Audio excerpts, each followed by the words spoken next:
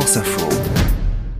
On est parfois tenté de cesser de payer son loyer quand on est locataire pour diverses raisons qu'on va voir avec vous. Charlie Cailloux, bonjour. Bonjour Hercine. Conseiller juridique du site immobilier pap.fr. Alors, quand on est en litige avec un propriétaire, on peut effectivement être tenté, sinon d'arrêter de payer, du moins de bloquer ou de consigner le loyer chez un huissier, par exemple. Est-ce que c'est une bonne façon de procéder ? C'est une question fréquente qui revient beaucoup lorsque le locataire exige notamment la réalisation de travaux et que le propriétaire refuse. Alors le locataire se dit, si le propriétaire ne respecte pas ses obligations et ne réalise pas les travaux, eh bien moi je n'ai pas à respecter les miennes et donc je peux arrêter de payer le loyer. Sauf qu'en droit français, on ne peut pas se faire justice soi-même.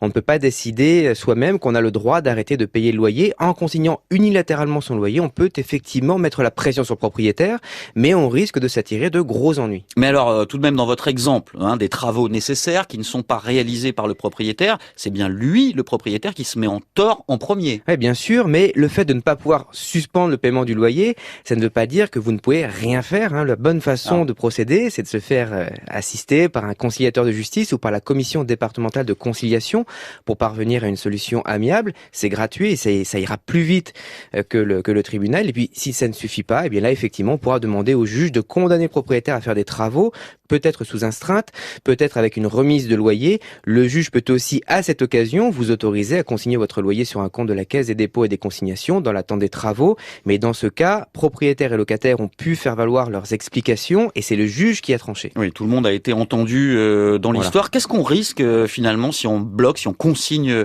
le loyer ? Vous disiez qu'on risquait de gros ennuis. Vous risquez la résiliation du bail et l'expulsion. Alors on vient de le voir, la consignation n'est possible que sur autorisation du juge. En dehors de ce cas bien particulier, ne pas verser son loyer au propriétaire, c'est un impayé. Un impayé qui peut permettre au propriétaire de donner congé pour motif légitime et sérieux ou de mettre en jeu la clause résolutoire du bail. Et pour conclure, Charlie, est-ce qu'on peut rappeler justement quels sont les travaux qui sont à la charge du propriétaire et ceux qui sont à la charge du locataire ? Oui, alors le propriétaire doit prendre à sa charge les réparations liées à la vétusté, à l'usure, les grosses réparations et tout ce qui concerne la décence du logement, et le locataire doit prendre en charge l'entretien courant, les petites réparations et évidemment ce qu'il a dégradé.